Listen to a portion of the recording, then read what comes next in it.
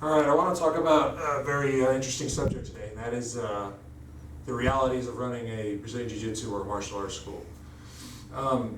Very difficult business. There's a lot of turnover.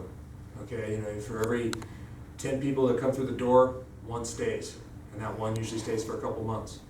That's just based on my experiences. Okay, before I owned my own academy, I taught for other people. Very, very different. You show up a certain amount of days a week at a certain time and you get paid, and it's no problem. You don't have to worry about retaining customers, new customers coming in the door, the drama that goes on within a gym. You don't have to worry about any of that. So when you're teaching for someone, you might see a little bit of stuff like that, but not a lot. Now, if you're a competitive athlete, if you're a guy that goes and gets fights, does tournaments, running a gym might not be for you because you sacrifice. It's like having a child. The child comes first, you come second. Me teaching my students here, being there for them, is the paramount of importance here. My training comes way after that. I love to compete, I love to train, I love to be on the mat as much as possible. But you're gonna suffer if you're a high-level competitor, because when you're running a gym, unless you have other good guys to push you, other good black belts, you're going to be training with white belts all the time. And you can get benefit to a certain extent, but when you have 15 years, 16 years of experience like I do against someone who just walked in the door, there's not too much you're going to get out of it other than the reps you're getting when you're teaching. There's a lot of personality conflict. Certain students don't like other students. That goes on everywhere. It goes on here. The key is make sure they get along, make sure they respect each other, even if they don't like each other. Because at a gym, we don't have to like each other. You want everyone to like each other, but they don't have to. As long as they respect each other and they don't hurt each other when they train, that's what matters. The personality conflict is huge, because someone's personality might rub you the wrong way, go against you. You get people who are rude, they interrupt you, and there's so many things to consider when running a gym.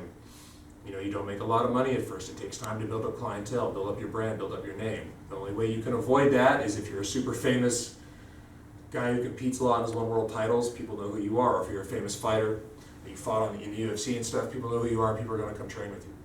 So that makes it easier to attract people. Getting people, through the door is not the hardest thing, it's not the easiest thing. Getting them to stay is the hardest thing. People not wanting to pay you. People, I'll pay you next week, and then when you bug them to pay you, they don't come back. Or people who are on automated payments, their credit cards being declined. There's all these things you have to consider. It's not just, I'm going to open the gym and teach. That's part of it. Social media, marketing, talking to people who call, unless you have a secretary that does it for you. Like me, I work for myself, so I do the social media, I answer the phones. All these YouTube videos, I post them. So it depends. I do everything because, I can control the content that way. But it's hard. It's very hard sometimes. Be prepared to lose money your first couple months. I did. Your rent and your bills for your gym plus your personal bills are here, and sometimes you only make enough to cover this or not even. So if you ever consider opening a gym, I recommend having a lot of savings at hand so you don't, go broke. Literally. It's a tough business. The longer your business goes on, the better the sign is. I've been open almost 5 years, so that's a good sign. Most businesses like this are gone within the first year, maybe 2.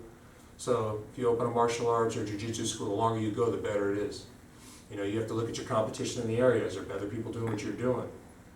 What's their reputation? There's so many things that you have to look at that people don't think about.